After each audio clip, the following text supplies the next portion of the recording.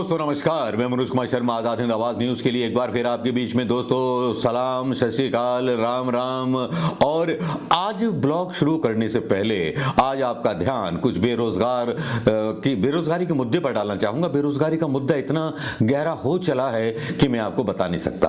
आपने यूं तो किस्से सुने होंगे कि कोई रिश्वत देकर के टीचर बन गया, कोई रिश्वत देकर के थानेदार बन गया, कोई रिश्वत देकर के अलाना बन गया, कोई रिश्वत देकर के फलाना बन गया, कोई रिश्वत देकर के चुनाव जीत गया, कोई कुछ कर गया, कोई कुछ कर गया। लेकिन यहाँ बड़ा कमाल तो यह है कि जब भारतीय जनता पार्टी की सरकार में जब राज्यपाल पद के लिए भी 100 करोड़ रुपए की रिश्वत ऑफर कर दी जाए तो कमाल तो होना ही है। और कमाल देखिए कुछ ऐसा होता है कि यहाँ पर जब हाथ पैर फूल जाते हैं पुलिस की और यह खुलासा होता है तो कांग्रेस अच्छी खासी हमलावर हो जाती है। कभी कभी ऐसा हो जाता है प्रधानमंत्री मोदी के राज में कि मोदी की नजर रहती है विपक्ष के नेताओं पर, विपक्ष के नेताओं पर नजर रखते रखते संस्थाएं भूल जाती हैं कि अंदर भी भ्रष्टाचार चल रहा है। अगर राज्यपाल जैसे पद की नियुक्ति, संविधान ने पद की नियुक्ति अगर की जाती है 100 करोड़ रुपए रिश्वत लेकर के, तभी 70 साल में जो ना हुआ वो 10 साल में हो रहा है जनाब।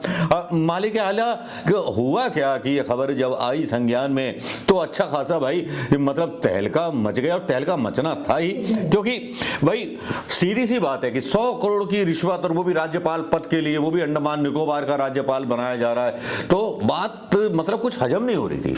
लेकिन खबरों को देखो तो समझ में आता है। और कांग्रेस के लोग इस चीज को लेकर के अच्छे खासे हमलावर, जीतू पटवारी भी बोल रहे हैं, रणदीप सुरजेवाला भी बोल रहे हैं, सब अपने अपने दावे कर रहे हैं और कह रहे हैं भाई ऐसा भ्रष्टाचार तो हमने कभी नहीं देखा कि जहां पर 100 करोड़ का मतलब रिश्वत देकर के कोई राज्यपाल बन जाए। जब ये मामला संज्ञान में आया और भास्कर ने ये रिपोर्ट छापी तब मुझे भरोसा हुआ कि हाँ यार वाकई कुछ ना कुछ तो गड़बड़ है। 100 करोड़ में उपराज्यपाल बनाने का सौदा, करोड़ रुपए का हो चुका था भुगतान। फिर बिगड़ गया खेल, कोर्ट तक पहुंचा खेल। चंडीगढ़ हाई कोर्ट में अंडमान निकोबार के उपराज्यपाल पद के लिए 100 करोड़ की रिश्वत के मामले में आरोपी दलवीर सिंह की अग्रिम याचिका खारिज कर दी गई। मतलब जमानत भी डाल दी थी भाई। बेशर्मी देखिए, हद देखिए। आरोपी है कि दलवीर सिंह और वेंकटरमन मूर्ति ने सुरेंद्र मलिक से उपराज्यपाल नियुक्त करने के लिए 100 करोड़ की मांग की थी। इस सौदे के तहत 30 करोड़ रुपए जो था भाई एडवांस देना था। लेकिन हुआ क्या कि कुछ अटक गया। बाकी राशि काम होने के बाद दी जानी थी। 30 करोड़ पहले दिया जाना था, 70 करोड़ बाद में दिया जाना था। 30 करोड़ रुपए की राशि में 10 करोड़ 46 रुपया आरोपी को मिल चुका था, यानी कि दलवीर सिंह को। इसमें से 1 करोड़ रुपए खाते में भेजे गए। बाकी राशि का लेन देन जो था नगद हुआ।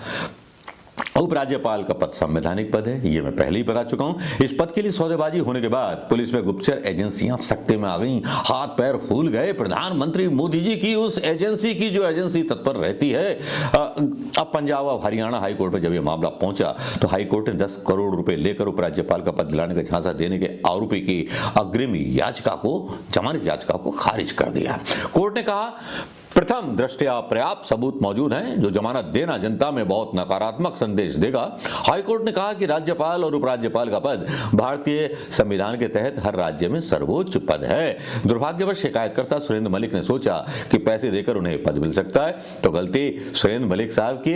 रिश्वत देने वाला भी उतना ही पापी होता है जितना लेने वाला, जो इस बात का प्रतीक है कि पैसे की ताकत और सही व्यक्ति को ढूंढकर लोग अपनी इच्छाएं पूरी कर सकते हैं। ये जो कॉमेंट था मतलब हाईकोर्ट का, जिसमें कहा कि इस बात से लगता है कि पैसे की ताकत से और सही व्यक्ति को ढूंढकर जिसमें पैसे हों लोग अपनी इच्छाएं पूरी कर सकते हैं। अगर दलवीर सिंह ये दावा कर रहा है तो दलवीर सिंह किसका आदमी था, किसके साथ इसके तार जुड़े थे, अभी तक कोई भी एजेंसी इसका खुलासा नहीं कर पाई है। आरोपी को 10 करोड़ 46 लाख रुपया मिल जाना यह भी अपने आप में आश्चर्यजनक है। और दे भी दिए गए पैसे किसी विश्वास पर तो दिए गए होंगे। दलवीर सिंह के पास ऐसा कोई आइडेंटिटी कार्ड होगा या कुछ तो होगा जिस पर मतलब कोई ऐसी बात तो होगी। यार कोई आदमी 10 रुपए किसी को उधार नहीं देता, लेकिन 10 करोड़ रुपए आदमी दे रहा है राज्यपाल पद के लिए, तो कोई तो आदमी बीच में ऐसा होगा जिसके ऊपर दलवीर सिंह जमानत दे रहा होगा कि इस आदमी की गारंटी है, ये ले लीजिए और आपको मैं उपराज्यपाल बना दूंगा। तभी तो किसी अनजान से आदमी को भरोसा होगा कि हाँ भाई दलवीर सिंह साहब सही बोल रहे हैं, तभी तो पैसा उनके अकाउंट में ट्रांसफर किया जाएगा। वो आदमी कौन था, वो तीसरा आदमी कौन था, इसकी खोज अभी तक नहीं हुई है। खाते में 1 करोड़ रुपया जो था ट्रांसफर हुआ। याचिकाकर्ता के वकील ने तर्क दिया कि मुख्य आरोपित वेंकट रमन मूर्ति नहीं है। वेंकट रमन मूर्ति को दलवीर से केवल उसके साले हरियाणा पुलिस के इंस्पेक्टर मनवीर सिंह के माध्यम से परिचित कराया गया था।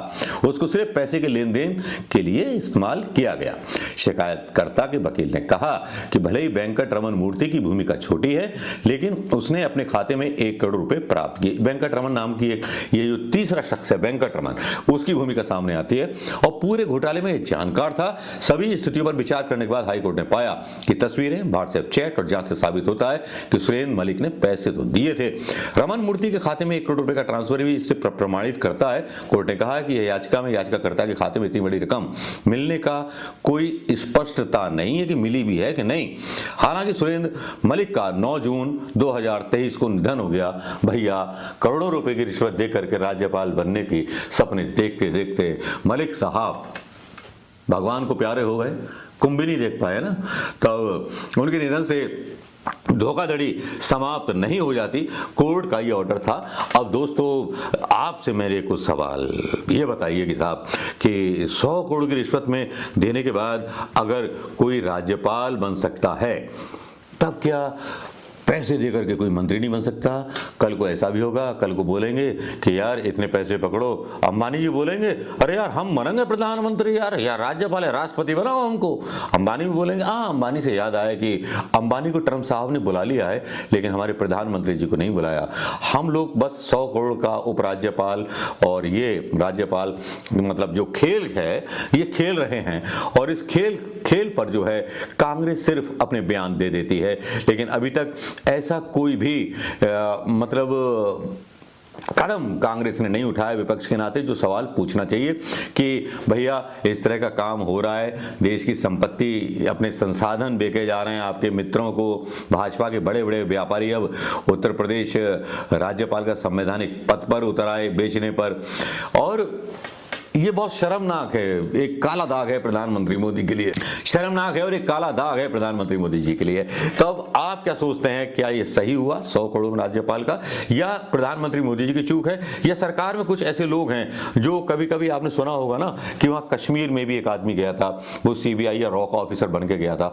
ऐसे भी कुछ लोग आए कि जो ED ID बन करके लोगों को ब्लैकमेल करते फिरे। हाँ, एक काम और चला ना बीच में, जिसके बारे में डिजिटल वाले लोगों ने बताया, डिजिटल अरेस्ट हो गया।